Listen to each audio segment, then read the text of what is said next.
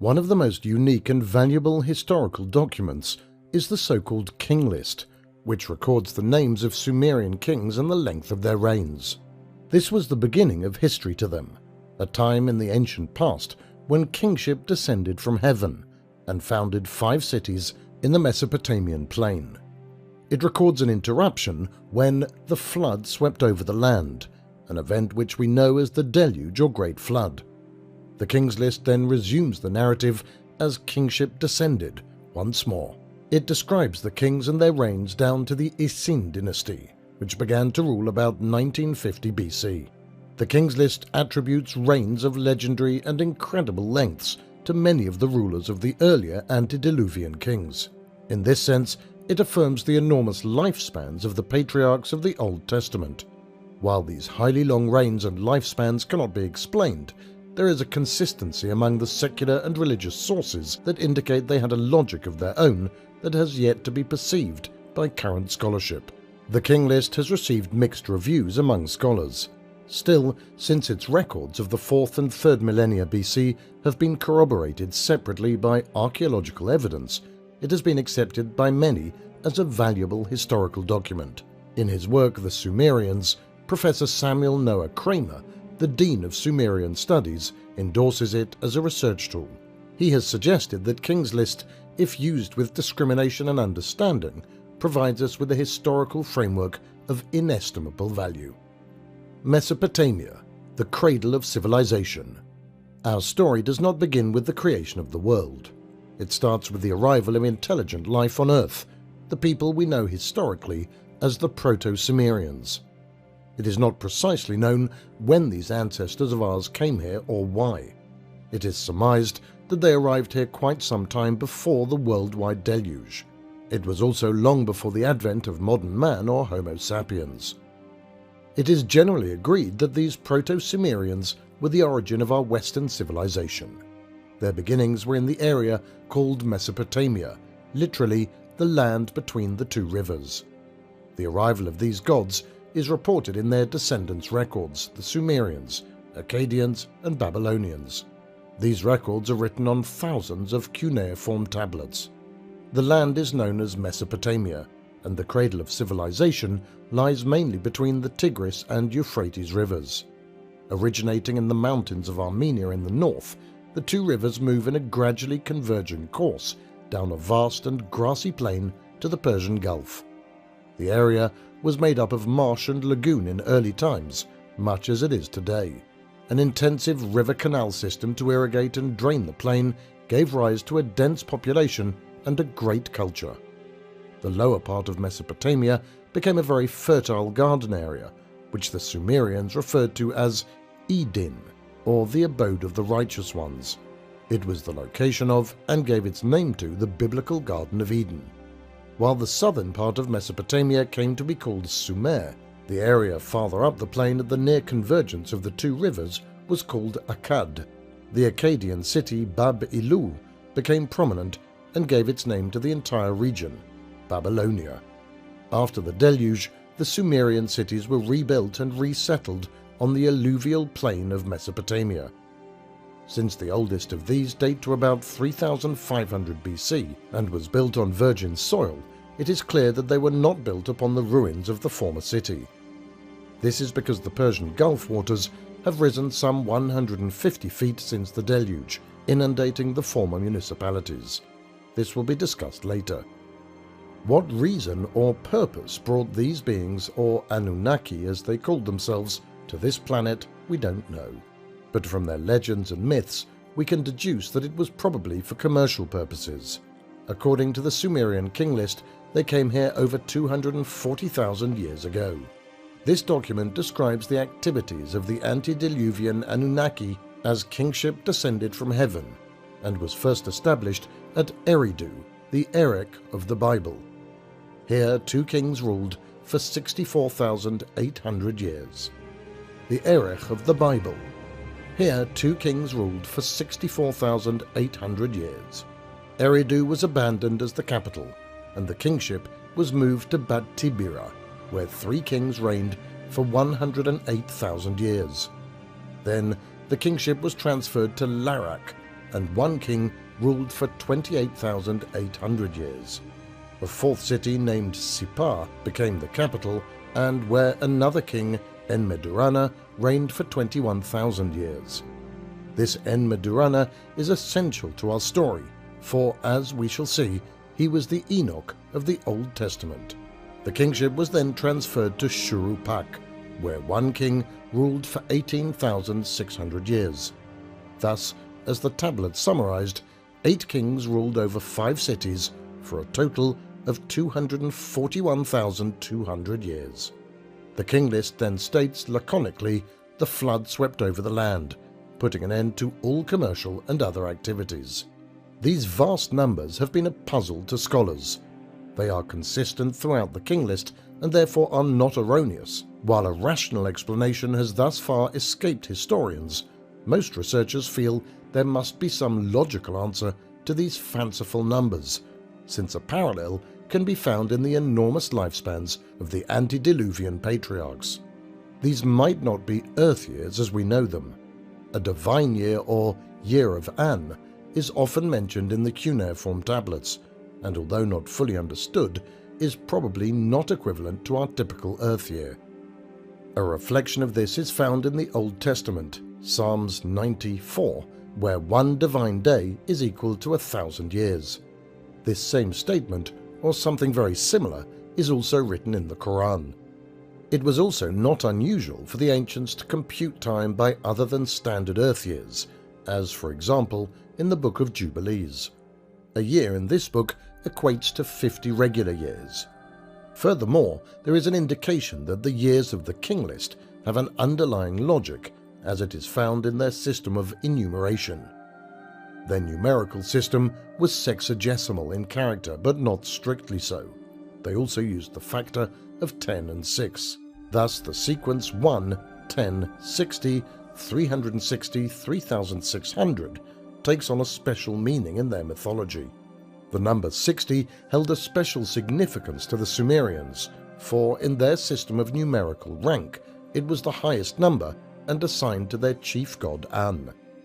If the duration of the various terms of kingship is presented graphically, it becomes evident that this sexagesimal system must underlie the astounding numbers of the king list. Called a Shah by the Sumerians, the number 3600 appears to have a special meaning in this list.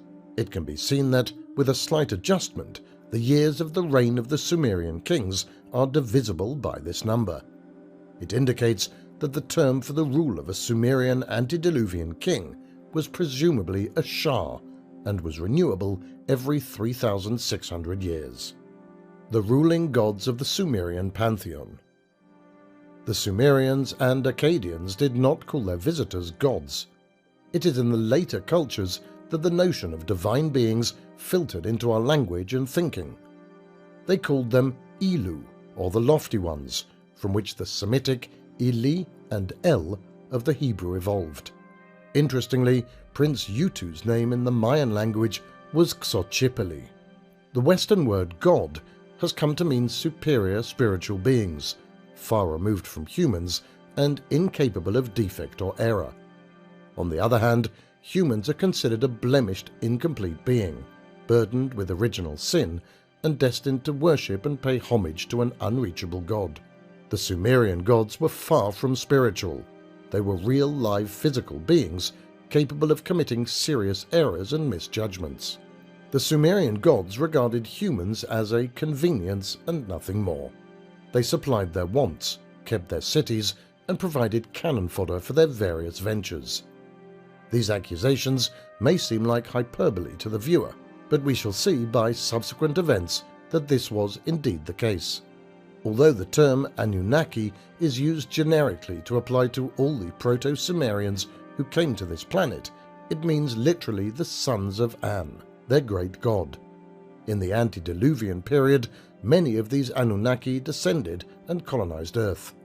According to the Enuma Elish, the Babylonian myth of creation, 300 Anunnaki came to Earth while another 300 remained above Earth. These were called Igigi, the senior gods.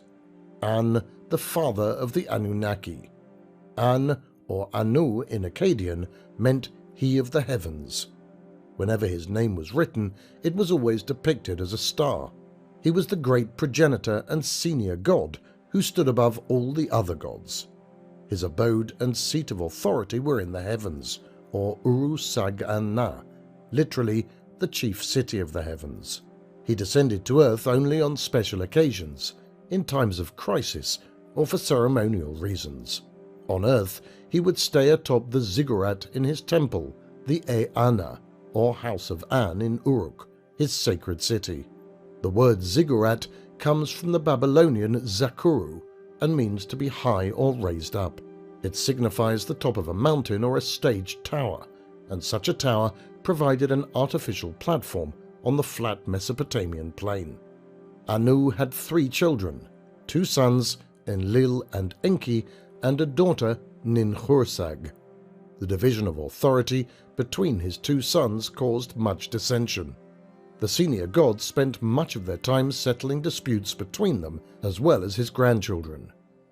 For example, we can refer to the vengeful birth of Lord Hellespontiacus, in which it was mentioned that Anu had to settle the dispute between Princess Inanna and Queen Ereshkigal over the ownership of Dumuzi, who eventually became the public lover of Princess Inanna, Enlil, the chief of the expedition to Earth.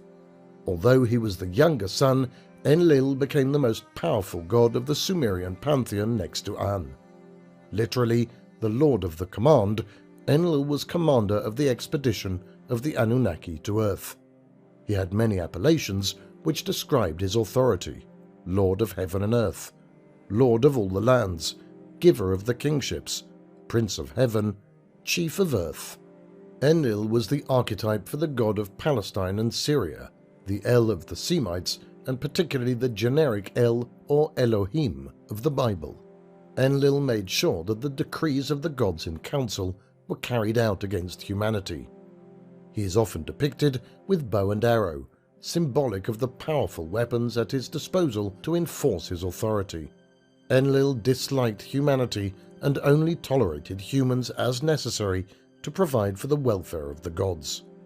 It was Enlil, according to the Sumerian story of the deluge, who brought on the destruction of humanity. He had become irritated by the noise of the boisterous humans, which interfered with his rest. The temple dedicated to him at Nippur was called the Dur-An-Ki, or Bond of Heaven and Earth, from where he directed the activities of humanity. This structure is described in part in the cuneiform tablets as some type of communication or control center. From his temple atop the Akor at Nippur, it was said that he had eyes that could scan the land. The cuneiform tablets state that he raises the beams that search the heart of all the lands. The equipment used sounds very much like some sort of modern-day radar or scanning device. Enlil's rule was at times turbulent. Although he was the chief god, he was exiled and stripped of his powers at one point. This was due to his liking of an earthly woman, and only after marrying and making her his chief wife did the pantheon relent and let Enlil return to resume his authority. Enlil named her Ninlil and gave her status equivalent to his own. The result of this episode was a son called Nannar, who became Enlil's favorite. Nannar was given rank in the pantheon second only to him, and Enki and honors and lands commensurate with his position. According to Sitchin, Enlil is the equivalent of Zeus in Greek mythology, who also equated Prince Nannar with the Greek Hermes and Egyptian Thoth. Because the parents of Hermes were Zeus and Maya, it logically follows that Ninlil is the equivalent of Maya. Enki, the Chief Operations Officer. Although he was An's firstborn, Enki was given a lower rank than his younger brother Enlil, who had been born to An by another wife. By the laws of Sumerian inheritance, Enlil became heir to the throne. Lingering resentment over his disinheritance and the growing competition over who would control activities on Earth brought Enki into direct conflict with his brother Enlil. Enki, or Lord of the Earth, was also called Ea, or He whose house is on the water, a tacit reference to his water place or Abzu, from where he carried out operations when he first arrived on Earth. Enki was all things to the expedition: chief engineer, chief scientist, chief of mining, and more importantly, the creator of humanity. As a master engineer, he supervised turning the marshlands of Lower Mesopotamia into a veritable paradise. He planned and supervised the construction of canal systems, the diking of the rivers, and the draining of the marshlands. In a self-laudatory poem, he boasts of making the marshlands a haven for birds and fishes, directing the invention and use of the plough and yoke, starting animal husbandry, and bringing the construction arts to Earth to raise the cities. Enki had many epithets. He was the god of wisdom, the god of mining, the lord of the flowing waters, the lord of the sea and shipbuilding. He is often portrayed with a stream and fish flowing from his shoulders, symbolic of his capacity to provide navigable waters and to ensure potable water to the cities of Mesopotamia. His home was Eridu, that is, home built far away, a veiled reference to the fact that this was a colony. Eridu was the first city built by the Anunnaki on Earth and was located on the edge of the watered plain, or Eden. It is thought that due to this area being home to ibex and mountain goats, the goat with a fishtail became symbolic of the god Enki and often appear on Sumerian seals and monuments. As the god of mining, Enki is often shown with a human miner holding an ingot of metal on a carrying pole. Metal was molded in a cylinder form to facilitate metals being carried on a pole with a handle. He is also shown at times with his two sons, Gibil and Nergal, who were in charge of mining activities. As the creator of humanity, he is often depicted with the tree or shrub of life. The serpent was also Enki's symbol, presumably for its ability to shed its skin and achieve a sort of immortality. The representation of the serpent coiled around the tree of life later evolved into Caduceus of the ancient Greeks.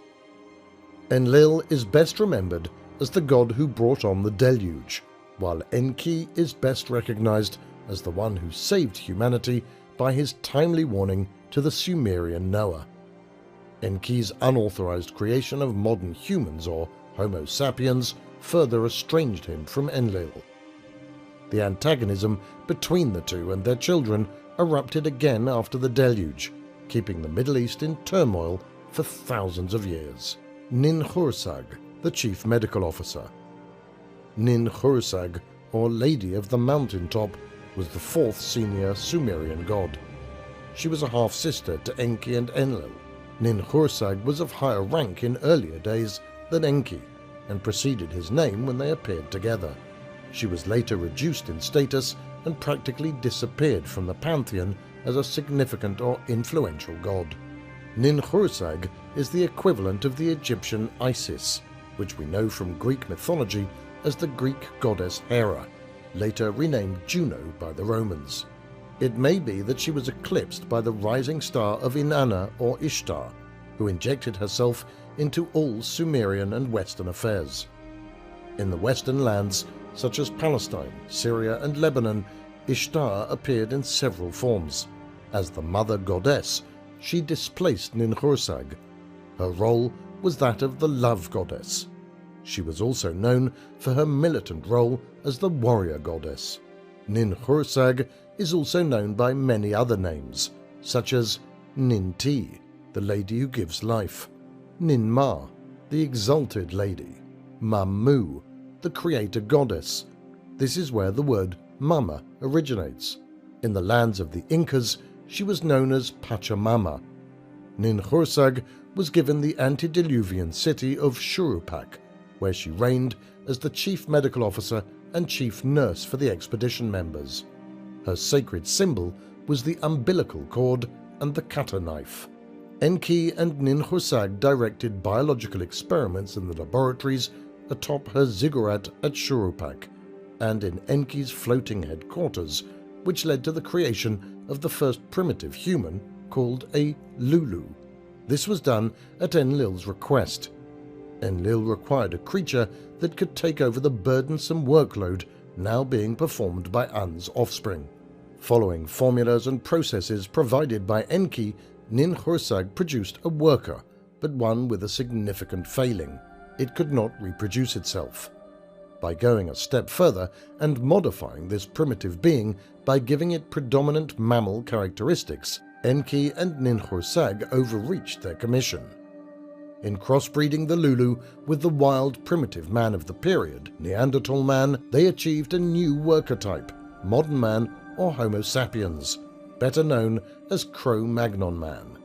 It was this activity that brought down the wrath of Enlil. In further diluting the Anunnaki strain, he saw it as a direct threat to their survival. The numerical rank of the gods. There was an exact pecking order among the gods of the Sumerian pantheon, who were assigned numerical ranks based on a system of 60. This number represented a unique, almost mystical significance for the Sumerians. Each major god was given a numerical name, which represented his rank in the hierarchy. In this way, numbers were used as a sort of cryptography. The numerical grades of the Sumerian ruling deities were assigned in descending order of importance. Anu, 60, Antu, 55, Enlil, 50, Ninlil, 45, Enki, 40, Ninki, 35, Nanna, 30, Ningal, 25, Utu, 20, Inanna, 15, Ishkur, 10, Ninhursag, 5. Numbers ending in 5 were assigned to the distaff side.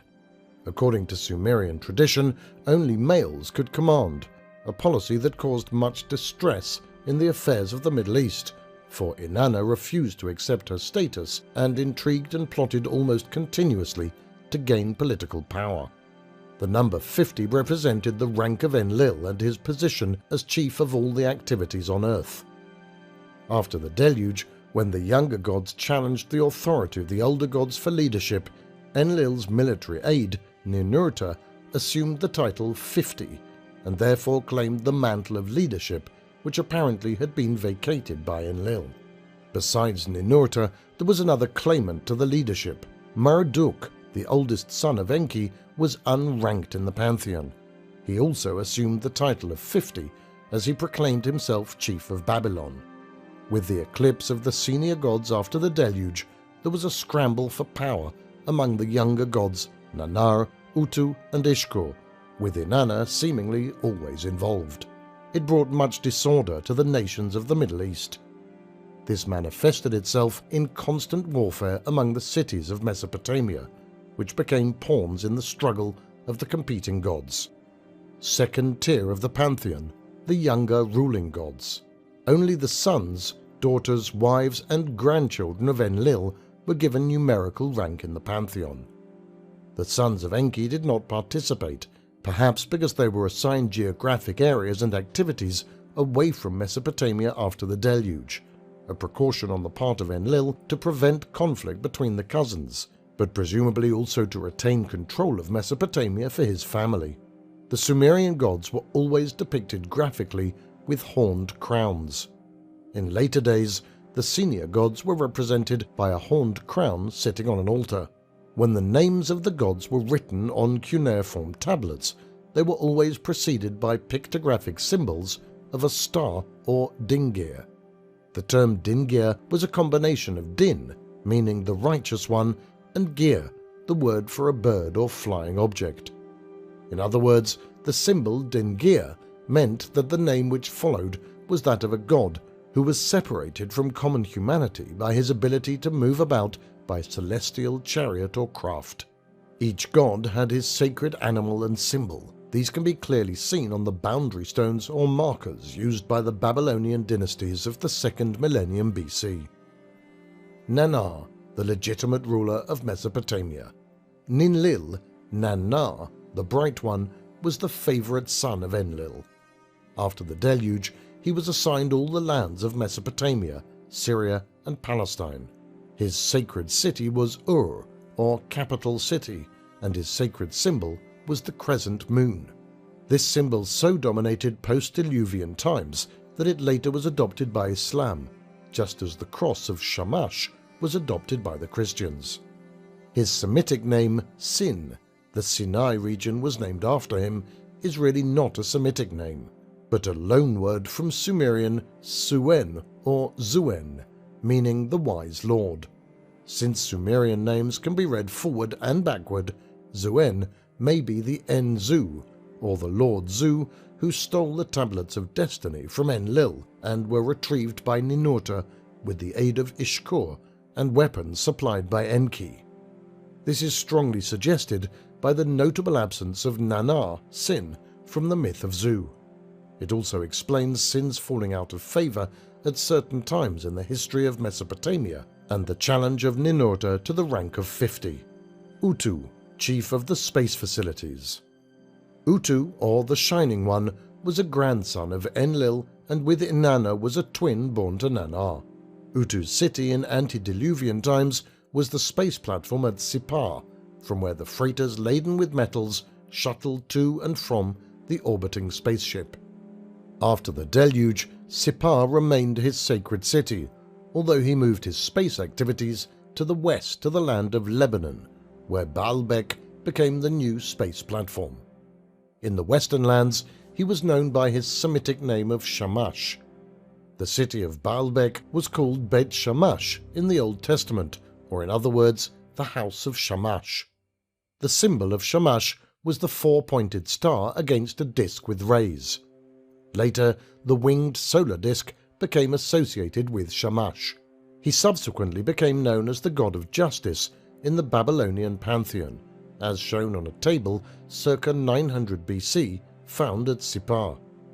Shamash was worshipped as the sun god, who daily traversed the skies, and the one from whom no secrets were hidden, probably because he surveyed all that went on below. In this tablet, two horned gods in heaven hold divine cords which connect with the altar of Shamash below. The cords represent his connection between heaven and earth. As the divine cord holder, it was said he traversed the skies and measured the bounds of the earth.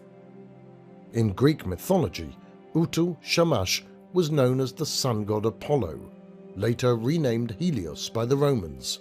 In Egypt, he was known as the god Harpocrates. Shamash was often depicted with wings, indicative of his role as chief astronaut of the Anunnaki. An Assyrian relief from the palace of Ashurnazirpal II at Nimrod shows him in a winged wheel hovering over the symbolic Tree of Life.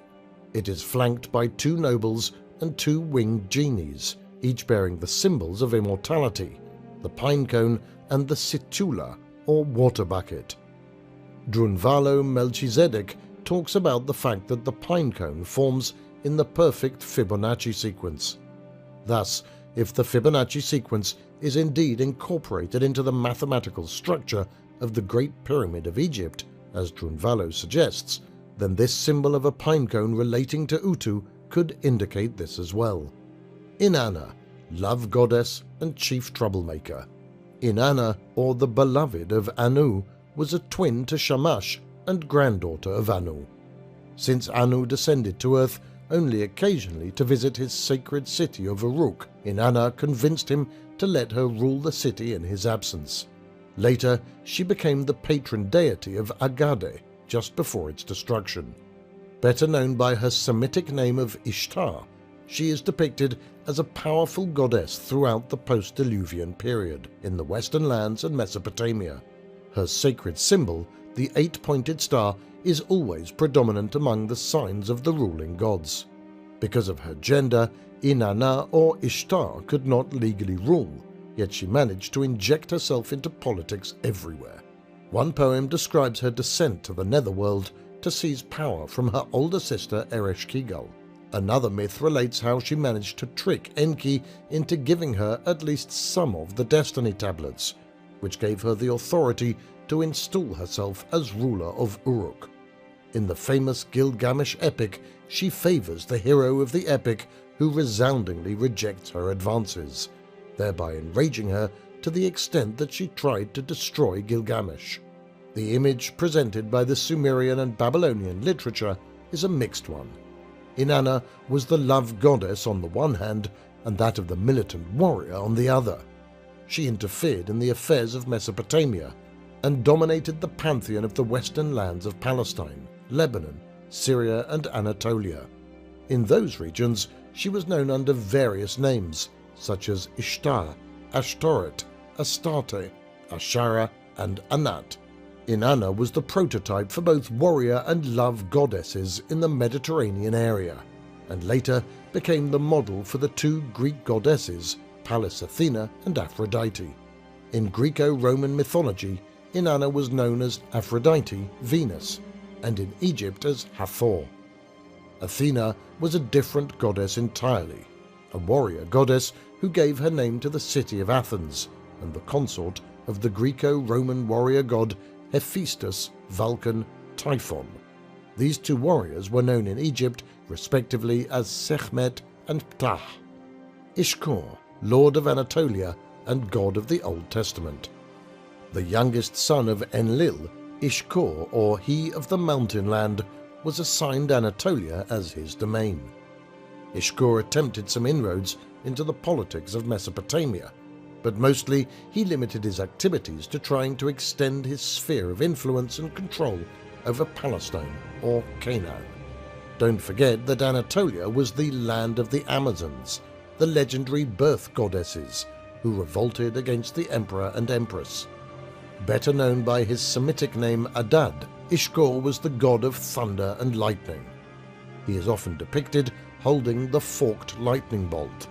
Adad was in all probability the Yahweh of the Old Testament, who tried to use Abraham at first and later Moses to extend his sphere of influence over the land of Canaan. This role is discussed below. The Nibiruan Tablets of Destiny. Control over the city's operations and the activities of humanity was exercised through a system of directives and formulas called the Mies in Sumerian. The exact meaning of the word is lost in antiquity. Still, it seemed to denote a set of laws. These laws are discussed in detail in Wars of Gods and Men and Hamlet's Mill. Although sometimes they appear to be physical objects that one could pick up and carry, possession of these laws gave the owner absolute control of a particular aspect of life or behavior. These laws were meant to be released gradually and sparingly to benefit humanity. Our primary source of information is the story Inanni and Enki, where civilization is divided into over 100 elements, each of which required a law to keep it functioning. Some 60-odd lines are readable in this myth, and they include, for example, kingship, priestly office, wisdom, peace, counsel, judgment, falsehood, art, musical instruments, weapons, libel, law, and the destruction of cities. This myth concerns the successful attempt of Inanna to extract some of these laws from Enki. According to the story, Enki had prepared a sumptuous feast to entertain the beautiful but ambitious granddaughter of Anu. Seeing that Enki had drunk too much wine and was inebriated, the opportunistic Inanna saw her chance and asked Enki for 7 significant laws, to which he foolishly agreed. These laws embraced the functions necessary for running a city, such as managing a temple, warfare and weapons, music and the arts, writing and mathematics, and many wood and metal crafts. Later, when Enki sobered up, he realized what he had done, and sent his chamberlain by swift boat of heaven to pursue the fleeing Inanna and retrieve the laws. Inanna managed to outwit Enki's messenger, however, and arrived at her adopted city of Uruk, much to the acclaim of the citizenry. Inanna boasted that for all practical purposes she was now a ruler, for she had the official trappings and authority of a monarch. These laws would confer authority to the owner and absolute control by making the owner impregnable to weapons. This attribute is described in the Sumerian story of the myth of Zu. As a god serving as a retainer to Enlil, Zu plotted a palace revolution by trying to seize control of the laws that Enlil had carelessly left unattended. It was previously suggested that the culprit who attempted the coup d'etat was probably none other than Nannar-Sin. As Enlil was taking a bath, Zu conceived the idea of stealing these laws, contending that these divine decrees would give him control over the Anunnaki and humanity and place him in command of the Pantheon. Zu made good his boast and escaped with the laws. The Pantheon was thrown into complete disarray by this alarming development. Enlil declared that someone must retrieve the laws to prevent Zu from usurping the authority of the gods. But it seemed that control of the laws also made Zu impregnable, giving him the ability to deflect and nullify all weapons sent against him. Exploding arrows, sounding suspiciously like rocket missiles, were launched against him, but were deflected by some sort of force field around the mountain redoubt that Zu had fortified. Finally, Enki forged a new special weapon in his laboratory. It was given to Ninurta, the military aide of Enlil, who eventually defeated Zu. Thus ended the worst threat ever experienced by the Sumerian ruling deities. Similar symbols of authority are mentioned in the scriptures, where it is often stated that the possession of specific divine names conferred extraordinary power. Were the laws of the Sumerians the same as the divine names of the scriptures? When Enoch, the antediluvian patriarch, was deified upon his ascent to the heavenly abode, he was given 70 names, according to the Hebrew Apocalypse of Enoch. Also called the First Book of Enoch, this document is believed to have originated in Babylonian Jewry and is attributed to Rabbi Ishmael, the renowned Palestinian scholar who died in 132 AD. These 70 names conferred power and authority on Enoch, second only to the chief deity. The divine names gave Enoch the power to smite kings, elevate the humble, subdue rulers, confer wisdom, make judgments, and control the procession of time and the seasons. Presumably, the latter meant the authority to adjust the calendar when necessary, such as when worldwide catastrophe made the old calendars obsolete.